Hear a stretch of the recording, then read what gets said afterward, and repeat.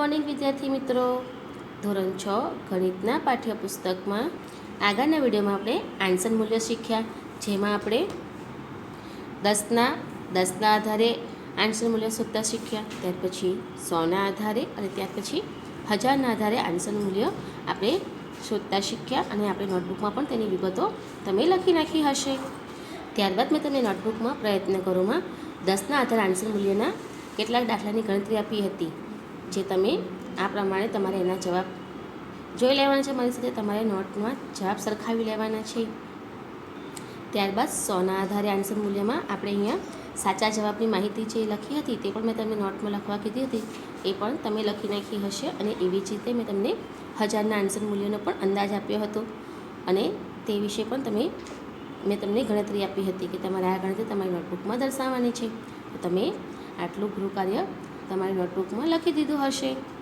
ત્યારબાદ આપણે સરવાળાના અને તફાવતના અંદાજના સરવાળા અને બાદબાકીના દાખલા ઉદાહરણમાં સમજ્યા. આજે આપણે તમારા પાઠ્યપુસ્તકમાં પાન નંબર 22 ઉપર ગુણાકારનો અંદાજ શીખવાનો છે. આપણે આન્સર મૂલ્યના આધારે ગુણાકાર કરતાં પણ શીખવાનું છે, એટલે આપણે નજીકની સંખ્યા લઈ એનો ગુણાકાર કરતાં શીખીશું. તમને અહીંયા ઉદાહરણ તરીકે સમજાવ્યું છે કે તમને 19 અને 78નો અંદાજ તમને આપ્યો છે. એટલે અહીંયા કીધું છે કે આ ગુણાકાર કેવો છે, 2000 કરતાં ઓછો છે. એટલે 19ની નજીકની સંખ્યા આપણે આન્સર મૂલ્ય 10ના આધારે લઈએ તો કેટલું આવે, 20 આવે ને. એવી રીતે 78 એ આન્સર 10ના આધારે એનું મૂલ્ય લઈએ તો 80 આવે. એટલે 78 એ 80થી નજીક છે. એટલે આપણે આ બંનેનો ગુણાકાર, એટલે શેનો, જેને આપણે આન્સર મૂલ્ય શોધ્યું છે એનો ગુણાકાર. એટલે આપણે આન્સર મૂલ્યમાં 80 અને 20નો ગુણાકાર કરીએ તો 80 અને 20નો એટલે 20 સાથે 80 અથવા 20, 80 અને 20નો ગુણાકાર કરીશું તો આ બેનો ગુણાકાર તમે જોઈ શકો છો. તો તમને 1600 જવાબ અહીં આપ્યો છે. તેવી જ રીતે આપણે પ્રયત્ન કરવાના દાખલાની ગણતરી કરીએ.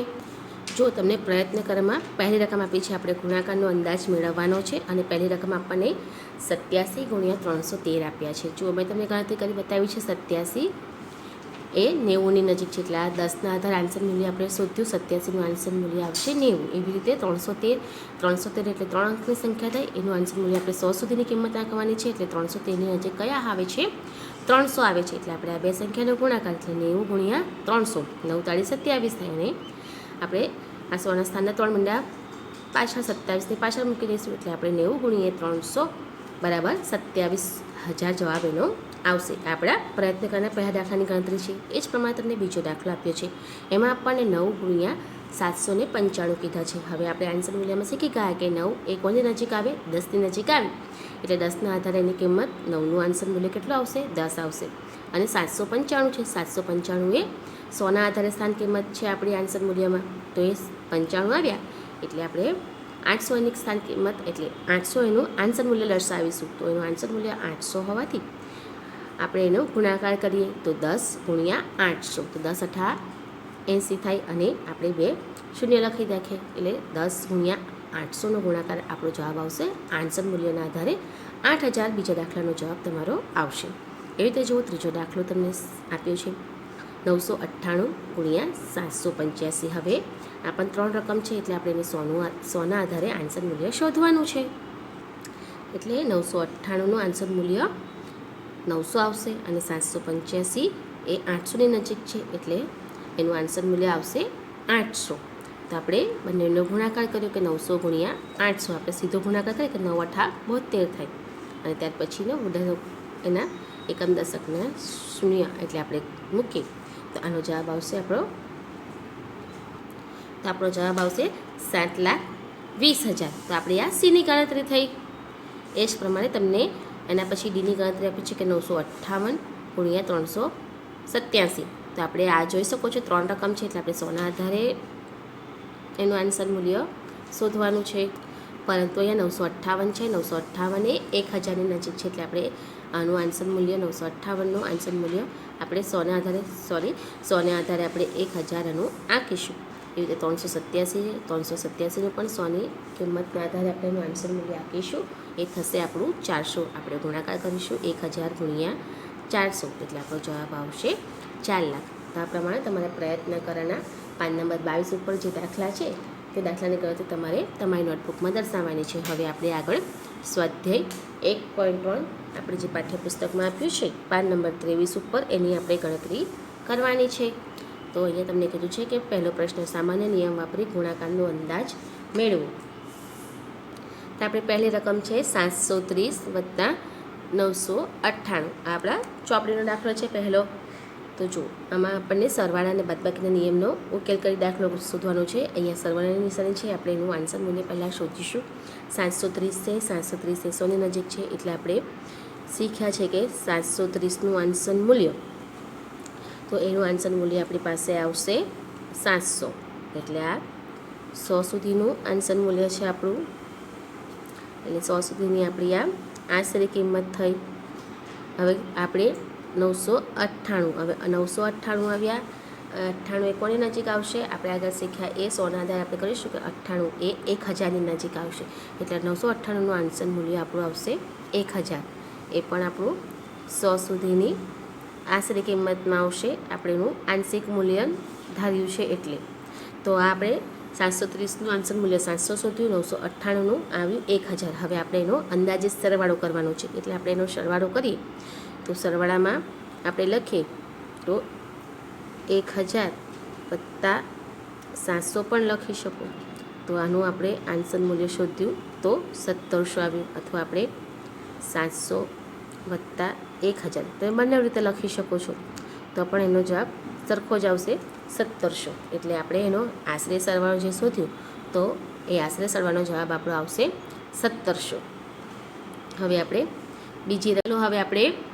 બીજો દાખલો જોઈએ. બીજી રકમ આપણી બાદબાકીની આપી છે પાઠ્યપુસ્તકમાં, જે છે આપણી 796 ઓછા 314. હવે જુઓ 796 આપ્યા છે એ 100ની આધારે આપણે એનું આન્સર મૂલ્ય શોધીશું. તો 796નું આન્સર મૂલ્ય આપણે કેટલું લખીશું? 796નું આન્સર મૂલ્ય આપણે લખીશું 96 છે, એટલે એ 800ની નજીક છે. એનું આન્સર મૂલ્ય આપણે 800 લખીશું.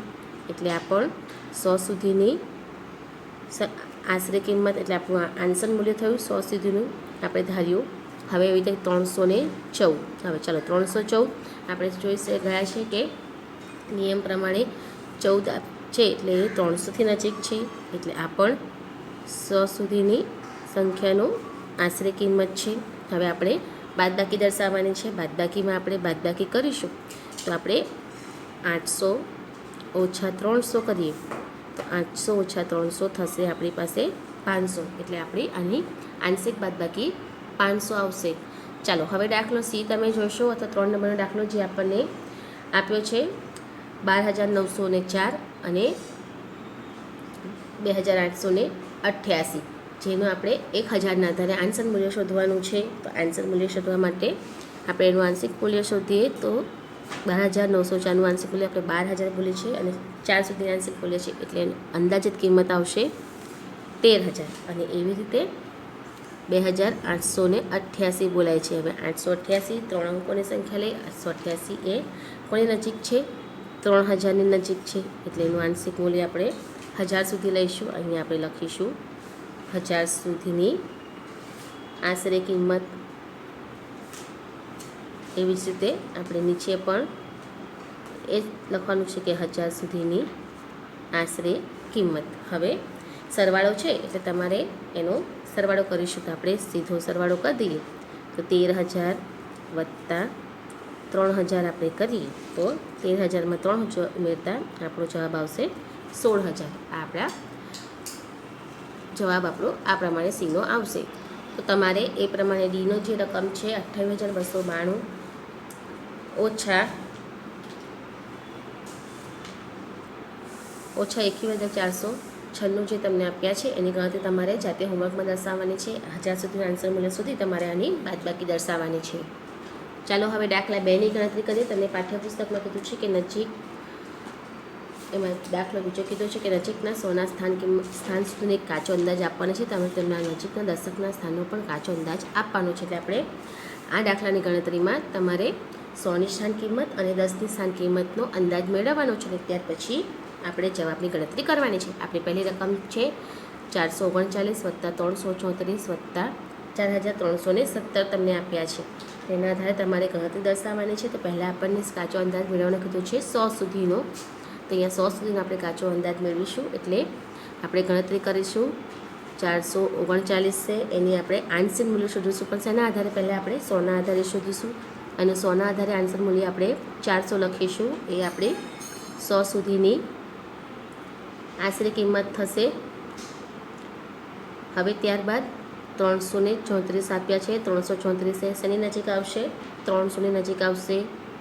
એટલે અહીંયા એની સ્થાન કિંમત આપણે આની અંદાજે કિંમત લખીશું 300. એટલે આ પણ 100 સુધીની આપણી આશરે કિંમત થઈ. હવે આપણે 4 રકમ આપી છે કે 4317 બોલાય છે. શું આન્સર મૂલ્યમાં આપણે 4317, એટલે એનું મૂલ્ય આપણે 100ના આધારે આંકીશું. તો અહીંયા 4300 એ પણ 100 સુધીની આપણે આન્સર મૂલ્યની કિંમત આ પ્રમાણેની આંકવાની છે. તો આપણું આ પહેલાં આન્સર મૂલ્ય શોધ્યું. હવે શું કીધું છે કે એનો આપણે સરવાળો કરવાનો છે. કઈ સંખ્યાનો? આપણે જે આન્સર મૂલ્ય શોધ્યું એ સંખ્યાનો આપણે સરવાળો કરવાનો છે. એટલે સરવાળો આપણે કરીશું.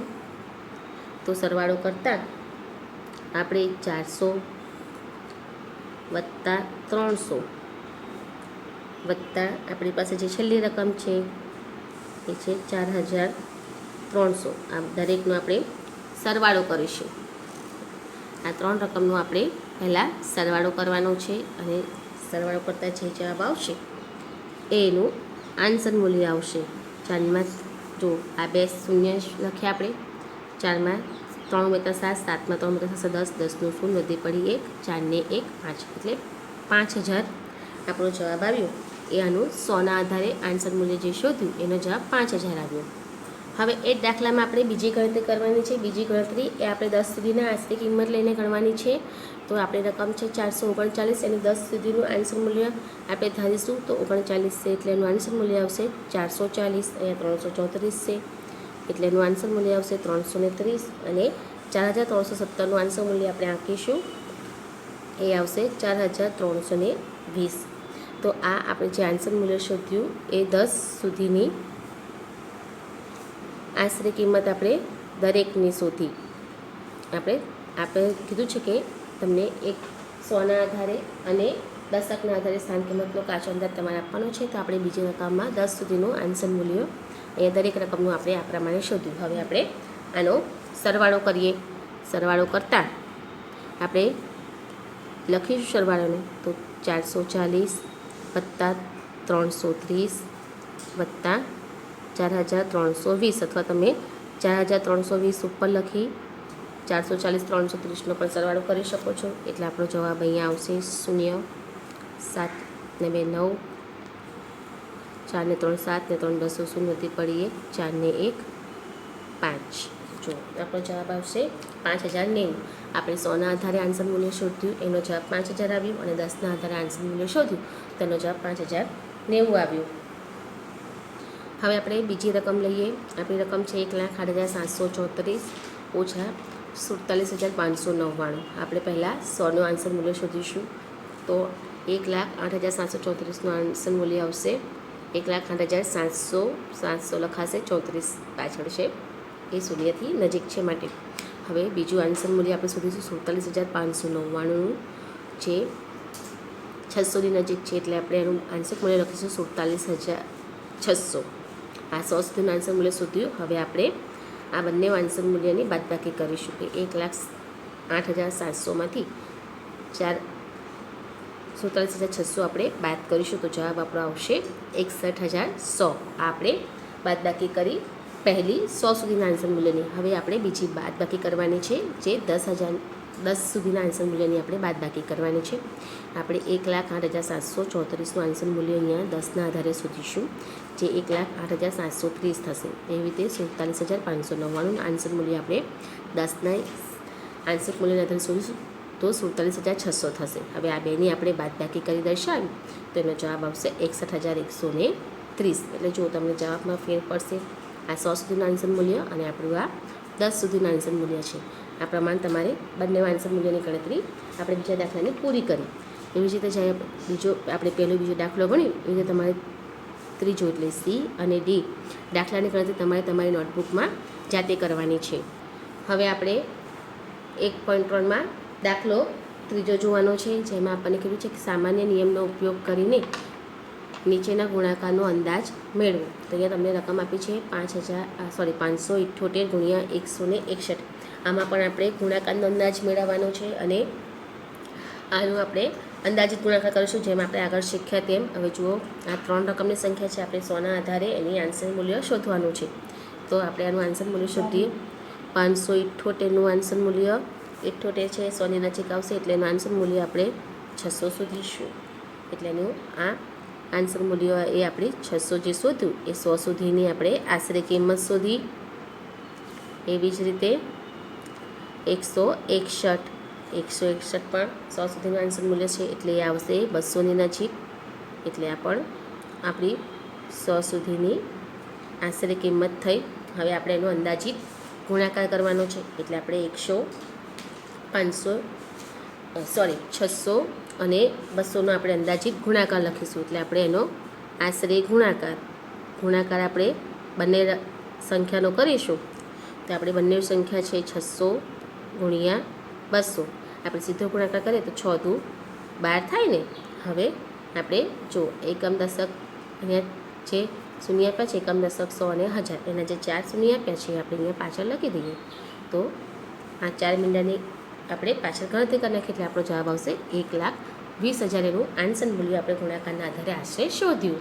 એવી જ રીતે તમારું બી એટલે બીજો દાખલો છે 5281 ગુણ્યા 3491. તમારે આંશિક ગુણાકાર કરવાનો છે, જેમાં આપણે 5281 આપ્યા છે એ 1000 સુધીની આપણે અંદાજિત કિંમત લેવાની છે. એટલે આને 1000ના આધારે આંશિક મૂલ્ય આવશે આપણું 5000. એવી રીતે 3491નું આંશિક મૂલ્ય આવશે 3500 આવશે.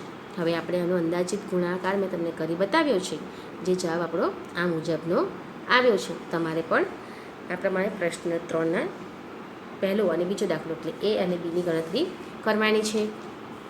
તો વિદ્યાર્થી મિત્રો, આપણે સ્વાધ્યાય 1.3માં દાખલા ત્રીજાની ગણતરી કરી, જેમાં આપણે એ અને બી દાખલો શીખ્યા. હવે તમારે સી અને ડી દાખલો જે આપ્યો છે એ તમારે હોમવર્કમાં જાતે કરવાનો છે. તો અહીંયા તમારું સ્વાધ્યાય 1.3 પૂરું થાય છે. તમારે તમામ દાખલાની ગણતરી નોટબુકમાં કરવાની છે. હવે પછીના વિડીયોમાં આપણે ફરી મળીશું.